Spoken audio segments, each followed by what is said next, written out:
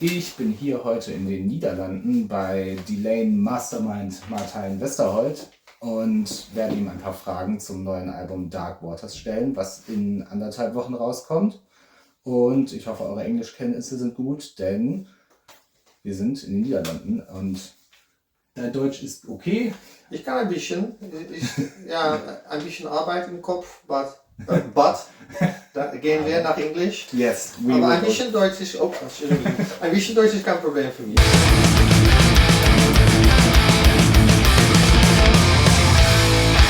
Let's just start with your feelings, how you feel to finally release this new album with a new lineup onto the world.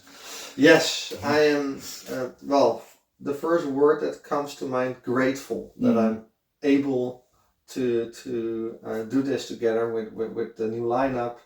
You know, a lot has happened in the past, and there were moments that I thought, okay, I think we're done. But here we are, and I'm really grateful and happy and proud of the lineup and the album, and I hope that people will like it. Mm-hmm. Yeah. We'll see about that. No? Yes, we will see. Yeah. So we're gonna talk about the first track on the Dark Waters record, and that is Hideaway Paradise. And I have some help here because I don't write lyrics, but Robin does, and so Robin can say something about the lyrics. Sure. And what can I say about this song? And when it comes to the music, this is one of the first songs we wrote. It is actually written by mostly by Gus, our co-writer, who writes with us since day one. And it's normally not really a song you would start an album with, but if you hear the whole record, then it makes sense because we kind of build it up, and it's kind of a poppy song. And I think it's one of my favorites. It has a very catchy melody line in the chorus. So can you help out by saying what the lyrics are about? Sure. So for this one, it was actually something kind of based off of my own experience. I'm very much a total introvert and tend to kind of live in my own head and in my own world. So that's what this song is about, Hideaway Paradise. And I use the metaphor of the storm, just being the chaos and noise of life.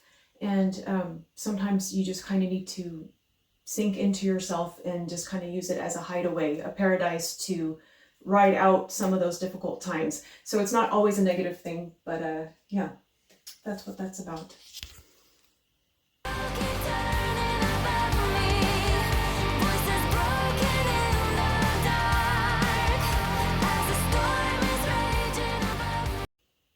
Track 2 on Dark Waters is called The Question Occurs, and it has been our very first single we released for this new record and with the new lineup. So it's quite a special song, and it's also a song where everybody kind of gets introduced because you have Diana singing, but you also have the harsh growls of both Ronald, who already did harsh growls in the past on April Rain, but also our new bass player Ludo, who has really, really cool growls, I think. And that's why I wanted them both on this track,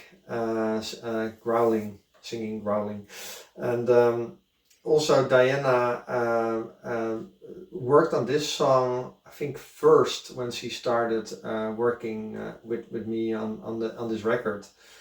So yeah, this is a special song. Yeah, and the lyrics for this one, many people probably already noticed there are some Peter Pan references in the song, because in the story of Peter Pan, the way to Neverland is second star to the right and straight on till morning. So that's where the second to the right part comes from. There were some questions about that, but of course it's a metaphor. It's about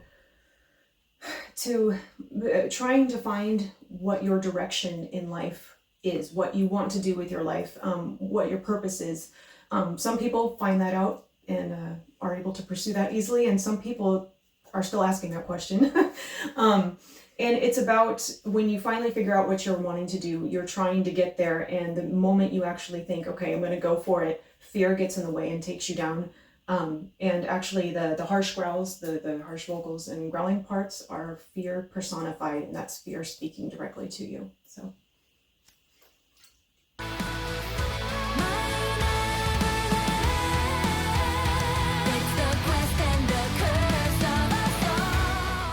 And when we talk about the new lineup, what exactly we will start with the old lineup. How exactly did what caused it that they all left more or same at the same time? That many fans were taken quite by surprise. I expect. Me too. Yeah. Yes, all right. everybody. Okay. It's a pretty long story. Mm. It kind of started in 2019. I got into a burnout because there was so much going on with DELAIN. We had touring going on in North America and then in Europe. We had the finalizing of the album, Apocalypse and Chill, our previous album. And in the end, I am responsible for like the person that is in the end responsible. That means that if something goes wrong, that I have to plug the holes. And everything came at the same moment. And it just became too much. So I got into a burnout. There was the production of the album, the mixing, and at the same time, I was also touring, and it was just insanity. And so I talked to Charlotte, like, hey, something needs to change. I need a break, first of all, to recover. But also, you have to, if you get into a burnout, you have to learn from that, of course. Something needs to change structurally. And I discussed with Charlotte that we should not do 100 shows a year anymore, but for example, 50 shows a year or something like that, or 40, or enough to tour still, because that's important. And I love to play live and I love to tour, but a bit more healthy schedule. So we talked about it, and then our plan was to bring it to the guys, the 3 guys in the band.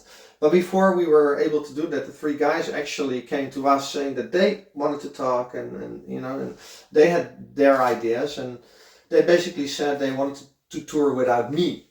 Because of my burnout, the vibe was, of course, not so good anymore. And when you're in a burnout, you're not the most cozy guy to work with. So I totally understand that. But that's such an extreme solution, because also if they're gonna tour without me and something goes wrong, people will be at my doorstep because I'm responsible.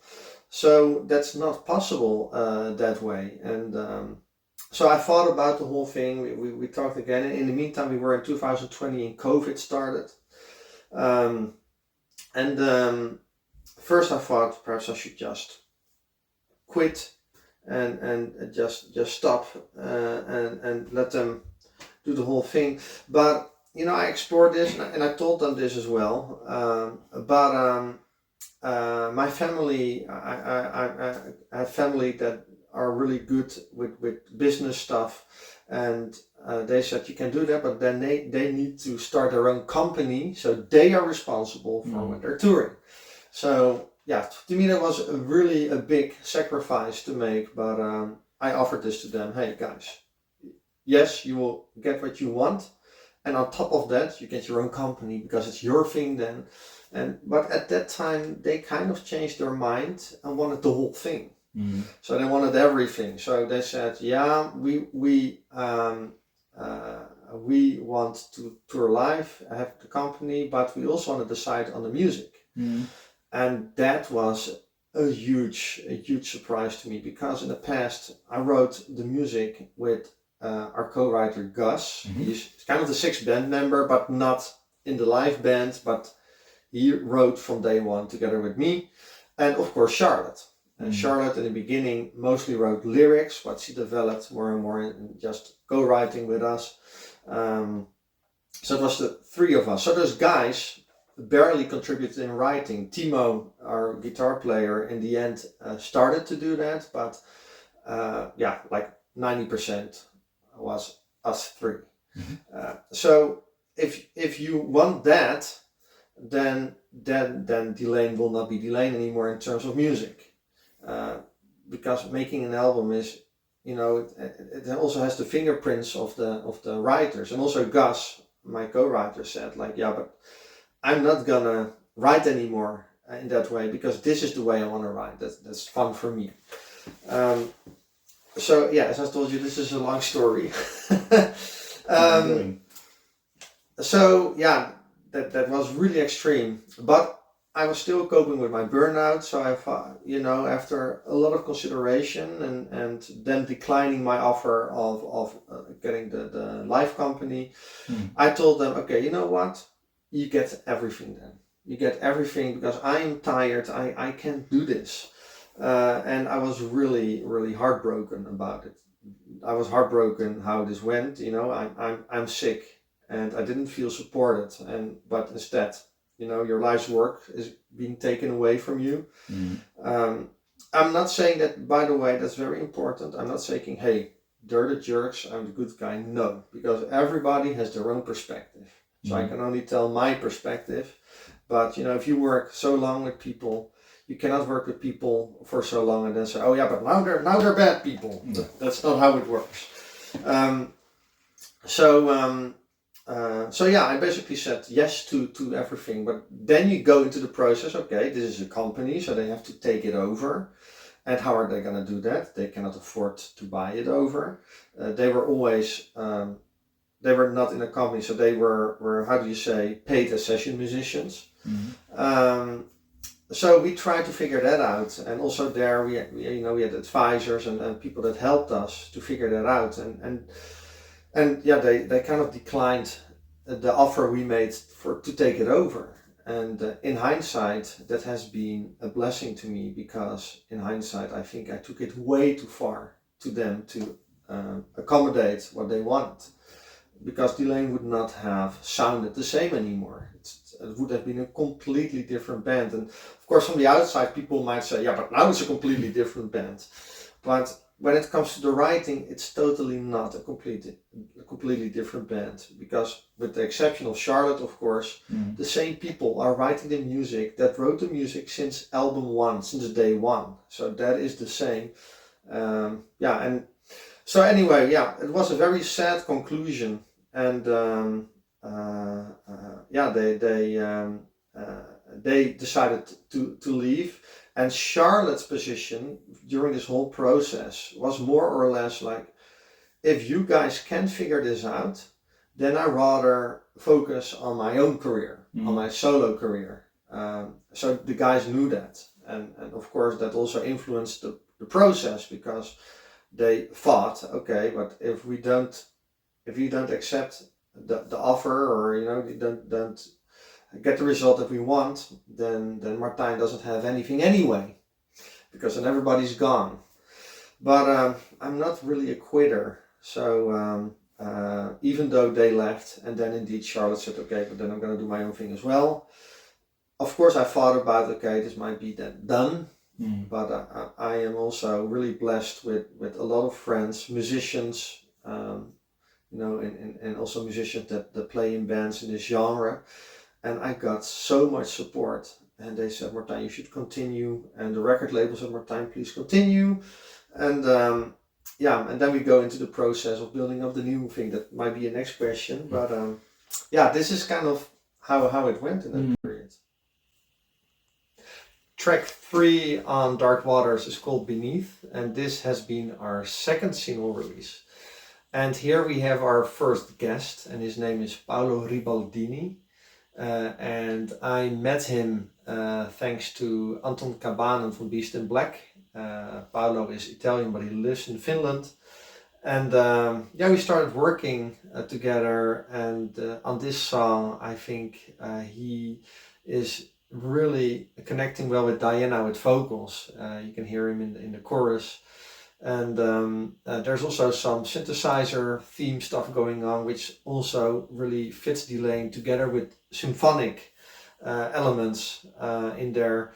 And that's really a typical Delain recipe, and I think it's It's one of my favorite songs on the album. And also here, Robin wrote the lyrics. And can you tell us something about that? Sure. Yeah, this was, I think, one of the first songs written. Did you say? Yeah. And what I had in my mind when I first heard the music was Birthday Massacre type of, sound. And also, I had, for some reason, Annabelle Lee from Edgar Allan Poe in my mind, and The Demons Under the Sea came from that, and that's why that got put into the song. But I wanted it to be a very visual song that really put strong mental, pictures in your mind when you hear the lyrics. And of course, as always, also it's metaphorical. It's just about being cast into a really difficult time of life. I think most of us have experienced that at some point or another, where it feels like a never-ending thing that you can't get out of, being, underneath the waves. And if you just keep going, you'll eventually see the light again. So it's really, even though it sounds a bit dark, the whole song, it's kind of a hopeful thing. It's being on the other side of things.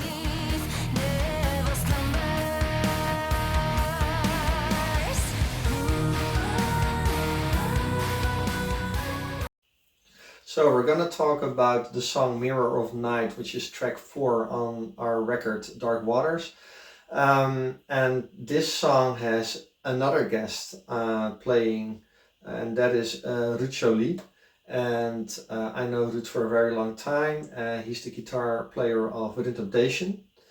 And there was actually a practical reason why he plays on this song, because we were recording this song in the summer holidays last year, and our guitar player Guus and Ronald were both on vacation, and I really had to finish this song.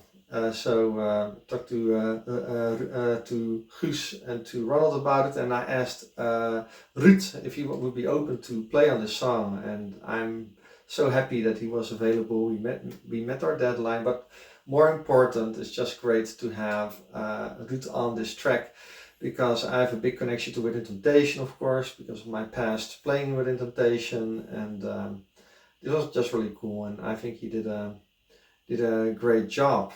And about the lyrics, Robin can say something. Yeah, for this song, I think this is a pretty emotional song on the album. I think a lot of overthinkers out there might be able to relate to this.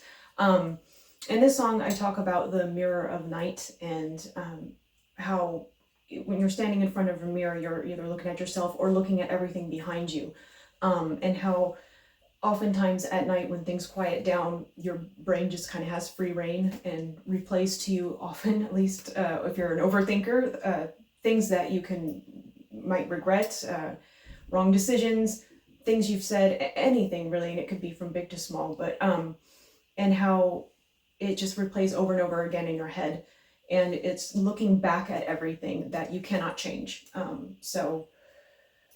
You can change from there on out, but you can't change anything that you're staring at right there, and that's where the line "reality is staring back at me." And so that's just a song of trying to deal with that.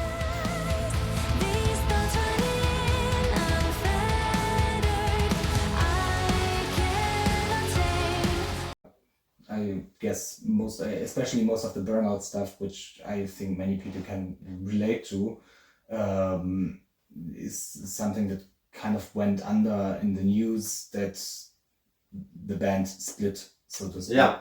And it is a serious disease. I know that from my family, and you can't be yourself for months at a time. Exactly. Yeah. That is true. And what is sad is that during this process, when they left, of course it was not announced yet, and when it was announced, a lot of people took it the way, oh, Martijn fired the rest to make it his own thing again. But that's so not true. It's silliness. They left, and after that I had to think, oh, okay, what are we gonna do? And so then I thought, perhaps you can continue as a project, because then I think I have enough Delain DNA, people involved that can help me. So that's why I put that in the message when we split up. I like, hey, this won't be the end of the music. We will continue as a project. Mm. But some people took it the way that I fired people and turned it into a project. But nobody was fired. Mm. People left. It was their own choice. We tried to work it out. In the end, we couldn't. I think I took it really far because I offered them everything, the whole thing. So yeah, what more can I do? Yeah. Mm. And if we're regarding the new members, some of them aren't actually new, but did they sign up for this new album or for the time after that as well? How's that going? Well, it's funny because, yeah, as I told you at first, I thought, okay, the only way possible is as a project, because everybody has who are involved in this and have a past with DELAIN, they have their own lives. So and in a band, that's a huge demanding thing. You know, you have to tour and not everybody likes that. But the funny thing is that the band members, the ex-band members that I always stayed friends with, Sander and Ronald, they came to me saying like, "Hey Martijn, why not continue as a band instead of a project?" And I did not expect that. And to me, the condition to continue with DELAIN always has been there has to be enough DELAIN DNA. But if they want to join as band members, then it becomes a completely different ball game, because then Gus and me are still writing the music since day one. We got former band members coming back. Sander was involved in DELAIN since until the Human Contradiction, and even after that played some fill-in shows. I think like 4 years ago even. So those were involved, and then of course we had our former bass player Rob in the project setup. I talked to him, and he was very open to record bass on the album, and he's now the bass player of Epica. And if I have them all involved, I had the complete April Rain lineup together. That's the album that brought us the most success in DELAIN's career, I think. And except of course Charlotte, let's not forget about that. But yeah, that's a big group of people, and I'm not even talking about like guests later on that also had a past with DELAIN. So yeah, then we decided let's continue as a band, and then the quest started to find a singer and a bass player, because again Rob could not join us in the band. We're moving on to the next track on Dark Waters, and this song is track 5 of the record, and it's called Tainted Hearts. And this is, I think, a really typical classic DELAIN song in the vibe and the way it's written. It has a typical DELAIN theme starting with the strings and the guitars. It also has perhaps a tiny bit a more old rhythmitation-ish vibe because of my past, I guess. That's what it reminds me sometimes of anyway. Also this song, I think for Diana, she did really a good job, and her vocal range here is pretty large. I think it's a difficult song to sing. But I really love the outcome. In the end, you didn't write lyrics on this one, I think. No, this was one that I did not write lyrics to, because originally the song was different. The melody line was different. So for the original version, I did write the lyrics, but after that, Diana joined DELAIN, and she redid the vocal line of it, which was awesome because it was so much more beautiful, actually, what she did with it. And so because of the melody line completely changing, she went ahead and wrote the lyrics and did a fantastic job of it. So yes, I it's agree. a great song. Yeah, no, indeed, Diana, she really took it to the next level, I think. Yeah, agreed.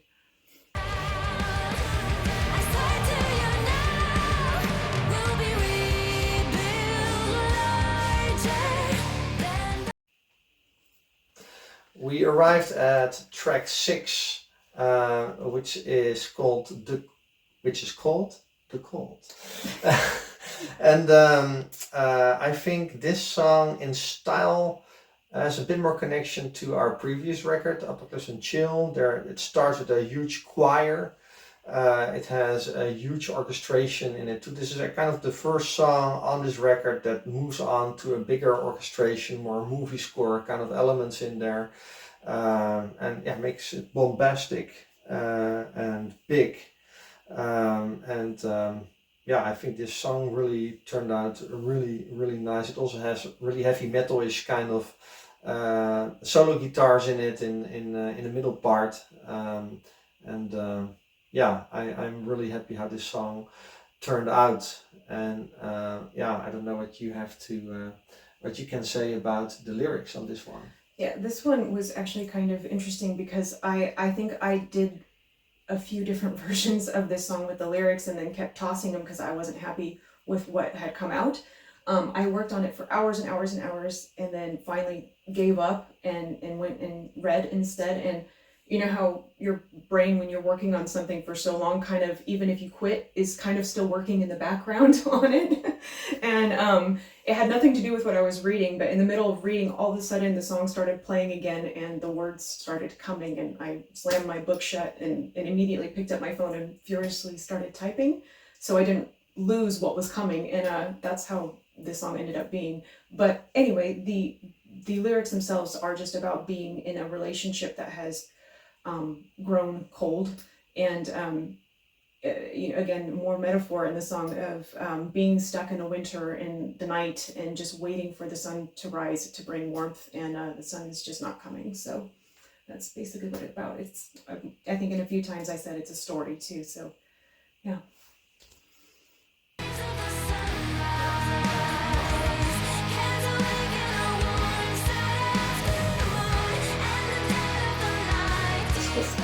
Continue with your new singer. Yeah. What was the process in finding her? Yes, yeah, that's a good one. I of course asked around, like friends, like people in other bands, and if they knew somebody. And I didn't even know back then. I wasn't even sure if I would go for a male or a female singer, because you know, if I would find a male singer that really fits the music, that's for me priority number one. That the vocalist fits the music. But to me, that was not a given. It was a girl. Could be a guy as well. So I asked around, and also I looked on YouTube, on YouTube channels where people do covers of bands. And at one time I stumbled upon the channel of Diana. It was not a big channel because she just did it at the site, and so I think it had 1,000 subscribers or something. But I was so impressed with the stuff she did, and she had a lot of covers on there, from Within Temptation to Nightwish, but also pop music, a lot of stuff. And I really loved what I heard, so I wrote down her name, and I thought I should contact her sometime. Didn't think about it anymore for a couple of days, and then I saw a comment on an Instagram post of DELAIN from her, and I felt like, oh wow, that's her. And she said, hey, in case you need a singer, you can always contact me. And it was kind of written in a way, it was kind of a joke, like with a smiley face there. So she was not entirely serious, I had the impression, but I thought, hey, this is a sign, I think I should contact her now. So I did that. She was very surprised, and yeah, it was a really nice chat, and we decided I would send her some DELAIN songs, some original DELAIN songs to sing over. And so I sent her 2 songs, Masters of Destiny and Burning Bridges, of our previous album. And those are vocal-wise really difficult songs. Like the vocal range goes everywhere. And I thought, I hope I'm not a bit too mean now, sending her those difficult songs immediately. And to my astonishment, I got it back in a day. I thought, like, that's really quick.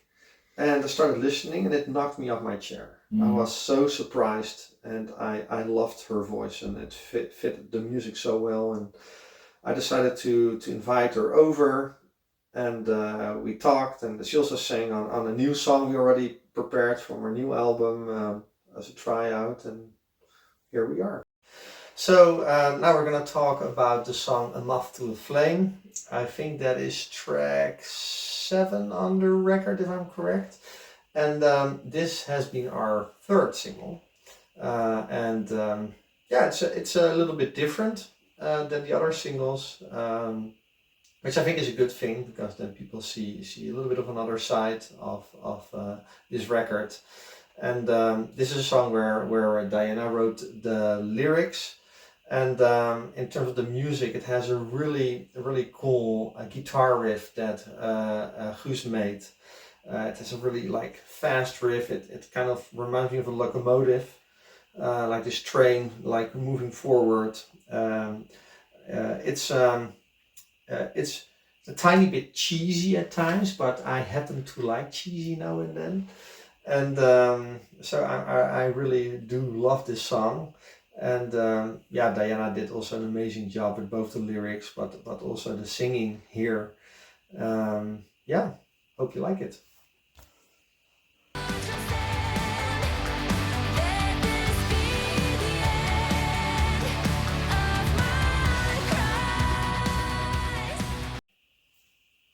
Track 8 on the record Dark Waters is Queen of Shadow. And this is going to be the upcoming single. Also here you can hear Paolo Ribaldini as a guest, singing together with Diana. And it's, I would almost say, a little bit heavy metalish kind of song. It has like these harmonic guitars going on in the chorus. It starts with orchestra in the beginning. But it's really how should I describe it? It's a versatile song with a lot of stuff going on. There's really a lot of stuff going on in here, and when it comes to the lyrics, I think that the title is really beautiful that you came up with, and tell us about it.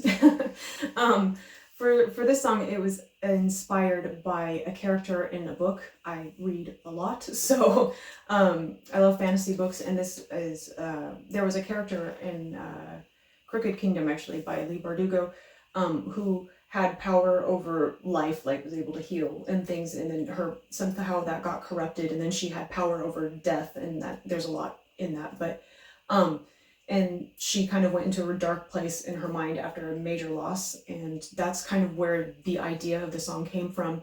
But as just like a general, what it's about somebody who has had major loss or just problems or heartache in the past, and they really have a hard time letting go and being set free from that, and just constantly stuck in that.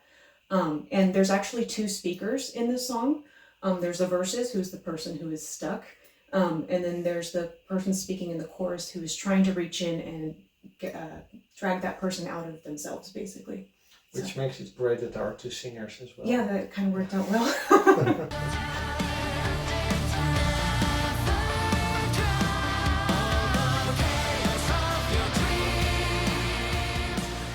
Yeah, and another big name that kind of jumps at you if you look at the trailers of the album, of course, is Marco Hietala, who has a past with the band as well. Yes. And especially since he left Nightwish and everything, I can imagine it might have been a little bit difficult to get in contact with him, or, how did that come to life? Actually, we always stayed in touch because we both went through a difficult period at the same time. And I'm friends with him for a long time. I know him since 2004 or something, so like ages. And we always stayed in touch. And so at a certain point, I asked him like, hey, I want to have as many Delain connections as possible on this album. Now it's more important than ever. And you have a big past. You played on 3 albums, 3 Delain albums. You played live with us, and in his statement when he left Nightwish, he said, no project requests whatsoever. I told him, I'm willing to fly over to your place, and I will walk in. set up the equipment, Mhm. record you. I'm done in an hour. And he said, oh, but that's great because then, I don't have to think of anything. I can just sing and that would be awesome. And so I came over and we did it in an hour. But I left. I stayed the whole weekend. Yeah. We had a nice time, and but the recording was an hour, and I had a song that was really fitted for his voice, and so we had Marco on the record, and it's just nice, Again, we have a long connection, like a long history together, and it's just wonderful. Kind of the circle complete, so to say. Yeah, full circle. Yeah. Yeah, I think it's kind of a coming home feeling with the artwork and everything as well, because, well, Apocalypse and Shit had a more experimental artwork and title, apart if you in regards to Moonbathers, for example, Yes. or the albums before that, and now you kind of return to that style, Yes. which I imagine was not quite a coincidence as well. No. Also there, I wanted to have the Delain DNA complete, and I love Glenn Arthur's artwork, and he is very distinctive and very much connected to Delain. People, when they see that his style, they connect it to Delain, and he was really kind and really willing to help us out, and very accommodating, and it's wonderful to have his artwork back on the record. Yeah. We're gonna talk about the song called Invictus. That's the 8th song on Dark Waters, and I think this is kind of the biggest song on the record. It's kind of a mini opera, and we also have a lot going on here. We have Paolo singing. I never made a record before where we had so many vocal tracks. I think Paolo recorded 140 vocal tracks to do his vocal parts, so it makes it a big choir. And then we have a real choir on top of that as well. So it's pretty huge. There's a lot of orchestra going on, of course, heavy guitars, and also let's not forget about Marco Hietala, who joins us again on this track. Of course, Marco has sang on a lot of Delain tracks in the past, so it's really wonderful to have him on this track, and it feels a little bit like coming home. This is a pretty huge track, and there's Latin in it, going on in the choirs as well, and can you tell us a little bit about it? Yeah, well, in the choirs, the Latin, of course, the name of the song, Invictus, I know I'm not pronouncing it correctly, but that means unconquered or invincible. And then the other Latin is Invictus Meneo perge ad victoriam, something like that. And that means I remain unconquered, onward to victory, basically.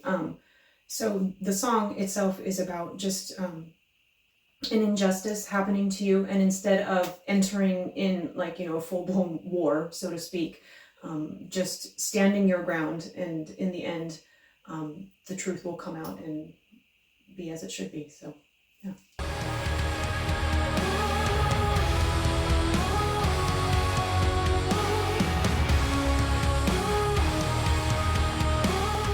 So we arrived at the last song of the record, and that is called Underland.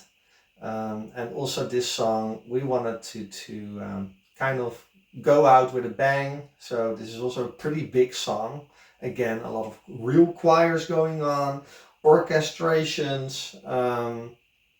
It's a big song with a lot of power. And it ends with a fade out. Some people always say fade outs is kind of too bad. This sounds like the song is unfinished, but in this case, I think it's a great way to end the whole album. And so it's kind of an outro that is going on here, and there's beautiful harmonies going on, thanks to Diana. And then the choirs kick in the end as well.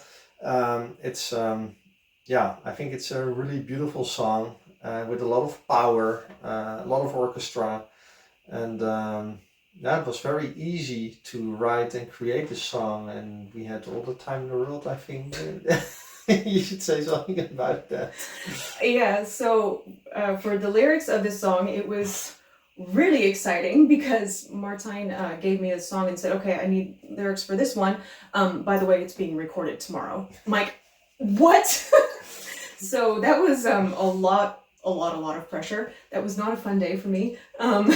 Pressure sometimes works really well. Yeah, it was a very long day, and I wasn't really happy what was coming out until kind of towards the end of the day. Finally, I had an idea that really sunk in because the vibe of the song is very dark, and I enjoyed that. So anyway, the lyrics though are about just anger, really, and the dangers of it. I mean, anger isn't always a bad thing, but people who have tempers, for example, anger can be a very destructive force. So that's what I'm talking about in this song, the danger of that. And I kind of, again, with just the metaphor of somebody kind of falling into that anger of being dragged down by these like little creatures of Underland, and it's Underland instead of Wonderland, and it's everything's kind of the opposite. In the choir parts, I talk about don't follow the black rabbit instead of the white rabbit, and how nothing makes sense. Everything's upside down and inside out when you're angry. I cannot remember at this exact moment, but there's a really famous quote that said, "Anger is temporary insanity," and that really kind of inspired me for this too. So that's just about the dangers of watching out for your emotions and not letting yourself fall into that. So, and I think it worked out pretty well. And in the future, I might do it more often to give it to you one day in advance, because then we might get the best results. Nope, I quit. Anyway, this was these were all the tracks for Dark Waters. Yeah.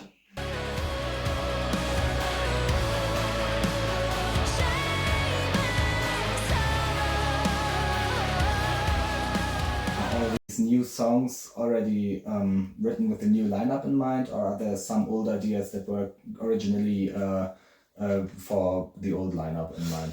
Both. Yeah? Both. But I have to say, Delain always, the way we approach the albums has never changed. And although we were really grateful for the quality that each band member brings to the table and really try to incorporate it. In the end, with the songwriter and recording, a lot has been the same as always.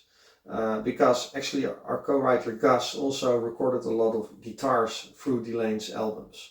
So he, for example, did all the rhythm guitars on We Are the Others, to give you an example. And also on this album he did a lot of rhythm guitars. So to me, despite of missing previous band members who had amazing qualities and contributed, I did feel like it was business as usual in spite of that. So you missed that. I missed it. But at the same time, I was also felt very confident in continuing. Did you already play live with the new lineup? Yes. Yeah. And actually our first official show was a festival, was in Switzerland, was Riverside. And when we confirmed that, I was really like, it's like feeling like driving with your eyes closed. Oh, I hope I'm not gonna crash, because of course you have a completely new band. But at the same time, I had so much faith in the old and the new band members, and also in Diana, that I really thought, we're gonna do this. We're gonna nail it. And we did two very special tryout shows. Those were not public shows. We invited fans, because Delain has a very loyal fan base. I think we're really spoiled with our fan base. So I really made it our mission to contact them and invite them over to the show. So there were no tickets, nothing. They were invited, And we had 150 people in the venue, and we did that twice, and we played songs, and it was very emotional because it was the first shows for us after COVID and after the split. And that those songs came back to life. There were moments I thought they would never come back to life, and they did. And playing with my old band members, playing with the new band members, it was magic. Yeah, I can really understand that, and so you can look into a bright future with the upcoming tour. Yes, a small tour for the new. I can't wait. April and May. Yeah, and we're really confident about the future, and really looking forward to play live again. I can really imagine that. So you would say, to conclude, that you wish to continue how you have started this new era, this new phase. Yes. Yeah. We will simply continue the way we always did, and I can't wait taking DELAIN back on the road with everybody. Yeah. That seems like a